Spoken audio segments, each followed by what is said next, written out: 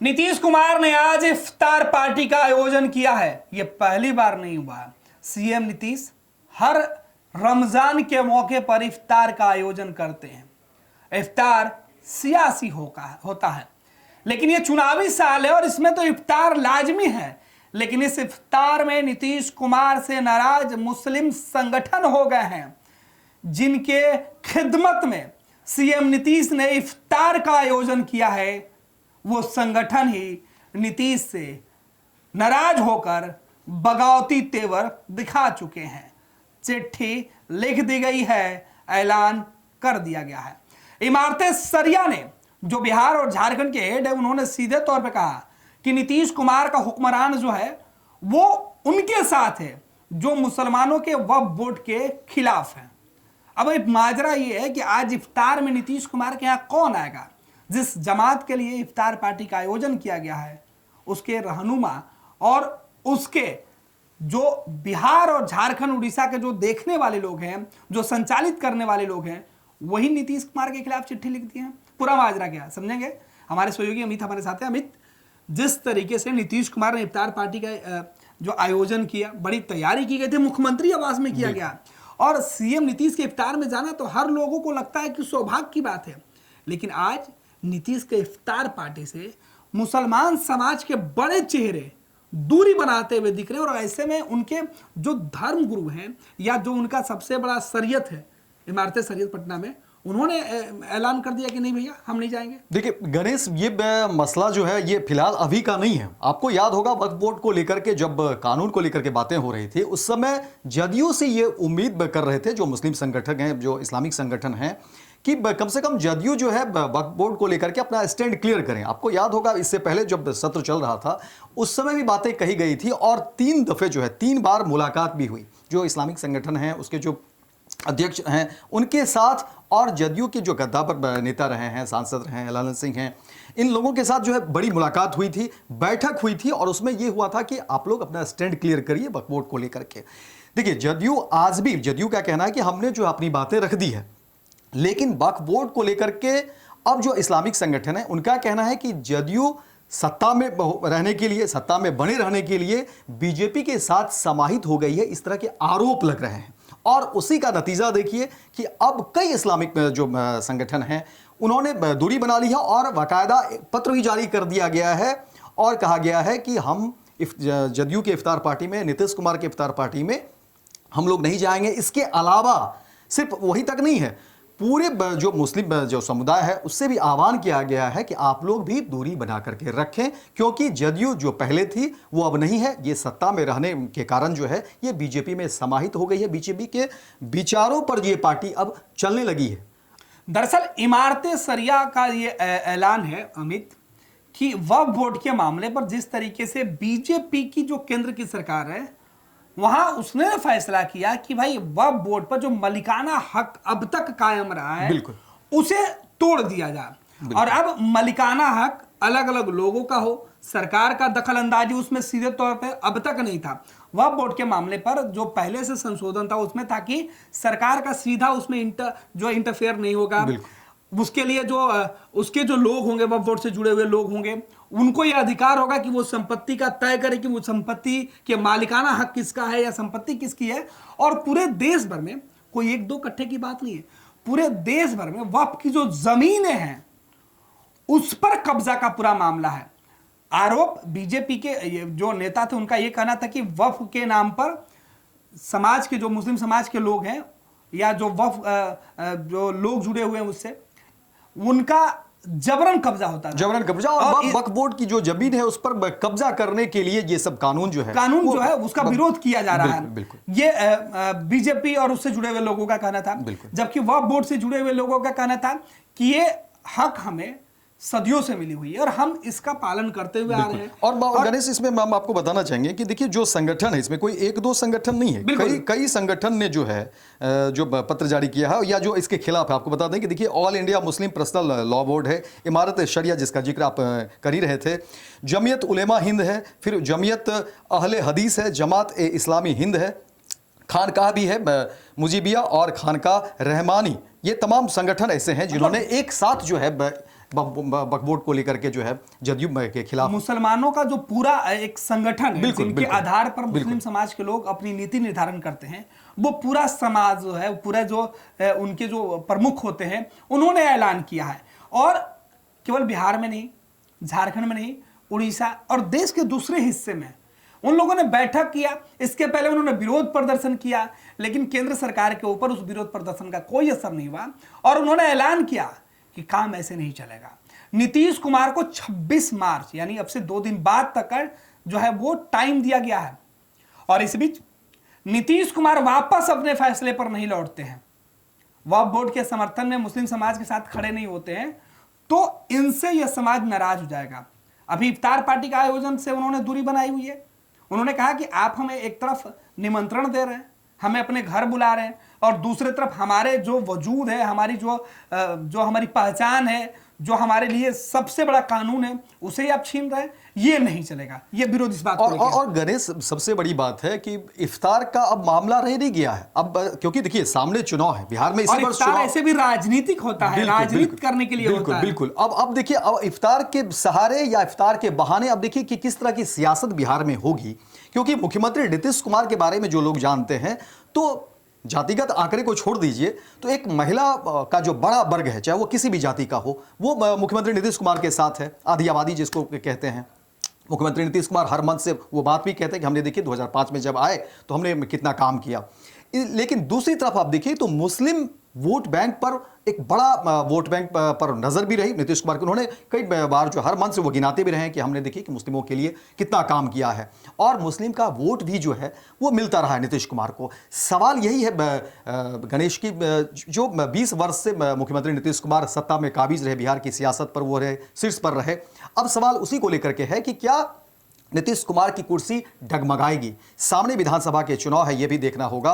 और आरजेडी, जो कहा जा रहा था कि एमवाय समीकरण में जो कमी आई है, क्या इस बहाने या इसके सहारे एक बड़ा फायदा तेजस्वी को भी होगा, इसको भी नहीं भूलना। अमित, देखिए इफ्तार के बहाने सबसे बड़ी बात है कि नीतीश कुमार इफ्तार पार्टी का आयोजन क्यों करते हैं, जबकि बीजेपी जो उनके साथ है वो तो विरोध करती रही है। बिल्कुल। नीतीश कुमार आपसी भाईचारे का एक मैसेज देना चाहते थे, मुस्लिम समाज के लोगों को यह बताना चाहते थे या बताते हैं कि मैं भले ही गठबंधन में बीजेपी के साथ रहूं, लेकिन मुस्लिम समाज के हितों के लिए, उनकी रक्षा के लिए, उनके सिद्धांतों के लिए, उनके संविधान के लिए मैं वो खड़े हैं।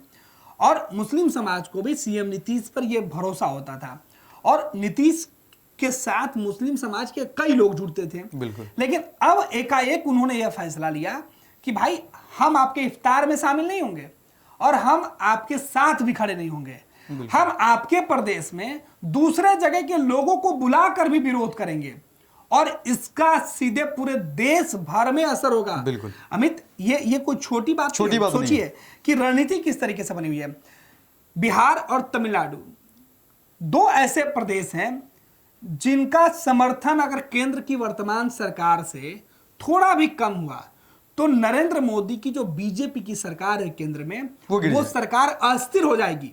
गिरना नहीं गिरना तो अलग बात है, लेकिन अस्थिर हो जाएगी वो। और उसे स्थिर करने के लिए नायडू और नीतीश की जरूरत है, और मुस्लिम समाज के लोग यही 2 कड़ी को सीधे तौर पर टारगेट करके कह रहे हैं कि आप हमारी बातें सुनिए। और चिराग को भी उस पत्र में जो है चिराग का भी जिक्र है। ठीक है, लेकिन चिराग पासवान पहले से नरेंद्र मोदी के साथ है, लेकिन चिराग को अगर दरकिनार करते हैं नीतीश कुमार और नायडू से ज्यादातर लोगों के, चिराग पासवान की पार्टी भी मुसलमानों के सबसे बड़ी हिमायती होने का दावा करती रही है, लेकिन अब अभी के सिनेरियो में चिराग पासवान से मुस्लिम समाज के जो नेता हैं वो काफी दूर हो गए हैं। आप देखिए बिहार में मुस्लिम समाज का कोई भी प्रतिनिधि चिराग पासवान के पार्टी में किसी पद पर, बड़े पद पर नहीं है, कोई सांसद नहीं है, तो मुस्लिम समाज चिराग पासवान से बहुत ज्यादा उम्मीद नहीं पाले हुए, लेकिन नीतीश कुमार से उम्मीदें है। बिहार की सरकार में, बिहार में जो है वो नीतीश कुमार की सरकार है। वहां तमिलनाडु में की बात कर रहे थे, साउथ के कई राज्य हैं जहां पर अगर मुसलमानों की अच्छी खासी आबादी है और वहां से जो प्रतिनिधित्व होता है, तो वो चाहते हैं कि अगर इस तरीके की स्थिति बने और दबाव पड़ेगा, चौतरफा दबाव पड़ेगा, और नायडू और नीतीश दबाव देंगे तो दूसरे जो लोग हैं वो भी इस दबाव में आएंगे साथ में। तो नरेंद्र मोदी की सरकार पर दबाव पड़ेगा, तो वक्फ बोर्ड जो संशोधन कानून है उसमें जो तब्दीलियां करने की बातें की जा रही है शायद वो रुक जाए। यही वजह है कि नीतीश कुमार और नायडू के ऊपर सबसे ज्यादा दबाव डाला जा रहा है, सबसे ज्यादा दबाव और है। इसी दबाव का यह नतीजा है कि नीतीश कुमार के आयोजन से पहले खुद को दूर किया जाए, उनके इफ्तार को ठुकरा दिया जाए। हालांकि इफ्तार पार्टी का आयोजन बिहार में तो राजनीति करने वाला हर राजनीतिक दल इफ्तार पार्टी का आयोजन कर एक मंच होता है जहां पर सभी लोग जुटते हैं, आते हैं। और इस बार देखिए, नीतीश कुमार ने इफ्तार पार्टी का आयोजन किया, लालू प्रसाद यादव ने किया है, चिराग पासवान ने किया, उपेंद्र को, हर राजनीतिक दल के नेता करते रहे हैं। तेजस्वी यादव भी कई इफ्तार में शामिल हो चुके हैं। लेकिन गणेश, इस बार की जो इफ्तार को लेकर के जो मुस्लिम संगठन ने जो बातें कही हैं, या जो ऐलान या फैसला कह सकते हैं, ये नीतीश कुमार के लिए आसान नहीं होगा। क्योंकि देखिए, एक तरफ जब वक्फ बोर्ड को लेकर के बीजेपी जिस तरह से एक अलग मूड में है, वहीं दूसरी तरफ नीतीश कुमार के लिए अब देखिए किस तरह की मुश्किलें हैं। क्योंकि एक तरफ जहां वो मुस्लिम समर्थन की बात करते हैं, मुस्लिम के हक की बात करते हैं, और बिहार में जब भी इस तरह के मुद्दे आए हैं, नीतीश कुमार ने खुले मन से प्रखर होकर के, मुखर होकर के उन्होंने अपनी बातें रखी है। लेकिन अब जो नया मामला सामने आ गया है, जब मुस्लिम संगठन खुल करके वो चाहते हैं कि नीतीश कुमार इस पर एक क्लियर स्टैंड ले, अब ये बहुत मुश्किल का समय है नीतीश कुमार के लिए, निर्णायक स्थिति होगी। क्योंकि एक तरफ देखिए, आपका गठबंधन भी है, आप गठबंधन में है, सरकार में है, और आप यहाँ पर जो है मुख्यमंत्री हैं। ये एक बहुत मुश्किल की घड़ी है, और इससे कैसे निपटते। हालांकि कई बार देखिए चौंकाते हैं मुख्यमंत्री नीतीश कुमार, जब भी कुछ इस तरह की परीक्षा की जब घड़ी होती है, वो चौंकाते रहे हैं। लेकिन इस बार फिर से एक बार एक अलग दबाव कह सकते हैं जो मुख्यमंत्री नीतीश कुमार के ऊपर पड़ा है।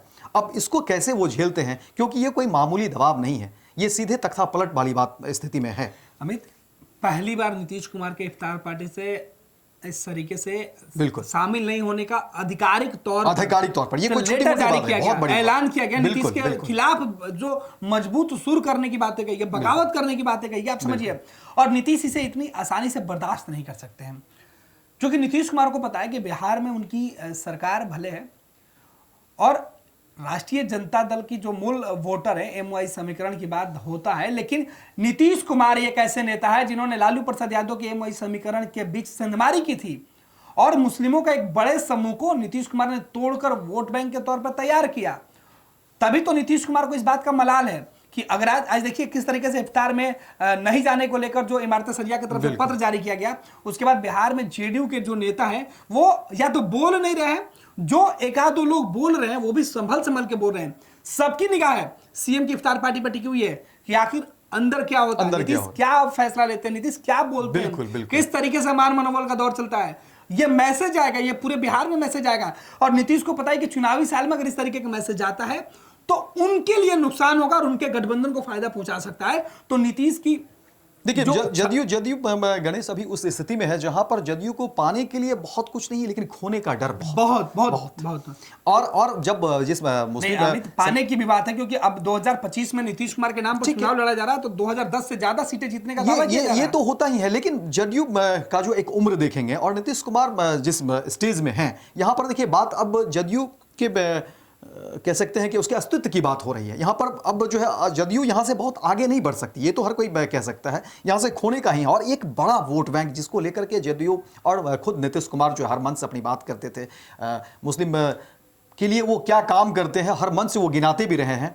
अब जब मुस्लिम संगठन पूरी तरह से ऐतराज जता दिया है, और जो आप बता भी रहे हैं कि खुले तौर पर इस तरह से पत्र जारी कर देना एक बहुत बड़ी चुनौती है मुख्यमंत्री नीतीश कुमार के लिए। बहुत बहुत धन्यवाद अमित। तो सीधे तौर पर इफ्तार और इनकार का यह मामला आज सीएम आवास में दिखाई पड़ेगा, जहां नीतीश सर पे टोपी और गले पर गमछा रखकर मुसलमानों को गले तो लगाएंगे, लेकिन सामने वाला किस तरह सीएम नीतीश से गला मिलेगा और मिलेगा तो वो क्या कहेगा, वो देखना दिलचस्प होगा। क्योंकि नीतीश की आज जो बाहें उठेंगी गले लगाने के लिए, शायद वो सूनी और खाली न रह जाए, इस बात का डर सबको सता रहा है। वर्ल्ड क्लास सर्जरी सेवाओं के लिए नेताजी सुभाष मेडिकल कॉलेज एवं हॉस्पिटल में न्यूरोलॉजी, आधुनिक माइक्रोस्कोप से विभिन्न तरह के ब्रेन एवं स्पाइन की सर्जरी, यूरोलॉजी, लेजर और लेप्रोस्कोपी जैसे अत्याधुनिक इक्विपमेंट से यूरोलॉजी से संबंधित सभी प्रकार के उपचार। NSMCH, अम्हारा, बिहटा, पटना।